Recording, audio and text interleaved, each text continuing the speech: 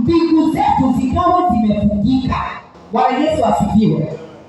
And the cause number 1, we can talk about sin and disobedience. Praise the Lord. Sin, disobedience and also rebellion. Bwana Yesu asifiwe. Tuende katika maandiko, katika Deuteronomy, hebu tuwafungue hapa. Deuteronomy 28:15. Mwingine pia afungue, kuna mtu amefungua hapo. Deuteronomy 28:15.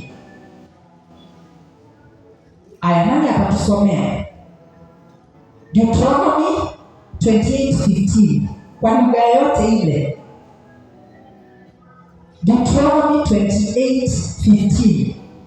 However, if you do not obey the Lord your God and do not carefully follow all these commandments and decrees I am giving you today, all these curses will come upon you and overtake you. Hallelujah. Tunaambiwa tusipoisikiliza sauti ya Bwana, tusipoyaangalia na kufanya maagizo yake yote na amri zake, haleluya, hizi laana zote zitatuovertake, zitatujilia. Bwana Yesu asifiwe. Kwa hiyo wakati tunakuwa na disobedience ndani yetu, tunakosa kutii. Praise the Lord. Na tukiongea kuhusu kutotii, it is a very wide subject. Praise the Lord.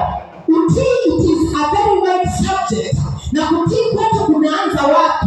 Kutii kwetu hata hakukuji kuanzia kutii Mungu. Kuna mamlaka ambayo Mungu ameweka. Bwana Yesu asifiwe. Tukianzia na kule nyumbani kwetu, kuna ile hierarchy Mungu ameweka katika familia zetu. Ya kwamba kama wewe ni mama, unafaa kutii nani? Mume wa mama Kama wewe ni mama, unafaa kutii nani? Mume wako. Bwana amseme Isaya tu ndio nimesikia ameshautubu. Haleluya. Kama wewe ni mama, unafaa kutii nani? Mume wako. Bwana Yesu asifiwe. Kwa hiyo kutii kunaanzia pale nyumbani. Kunaanzia kutii kile uongozi ambao umewekwa. Kama wewe ni mtoto, lazima ujue kutii wazazi wako. Kama wewe ni mwanafunzi pale shuleni, ukatii yule mwalimu. Praise the Lord. Kwa ukija hapa kanisani, kuna ile hierarchy Mungu ameweka. Praise the Lord. Lazima utii mchungaji. Kama uko kwa praise and worship unafanya huduma pale, lazima utii yule kiongozi yuko pale. Praise the Lord.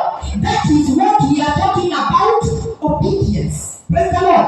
Kwa hiyo tunaambiwa tukikosa kutii, tukiwa na spirit ya rebellion, tukitembea katika kutenda dhambi, ambapo tumefundishwa kuhusu majaribu na tumeambiwa yana budi kuja, na tumeona hii majaribu tukivutiwa baadaye inatupeleka kwa dhambi. Praise the Lord. Na haina budi, itabidi tuepuke majaribu.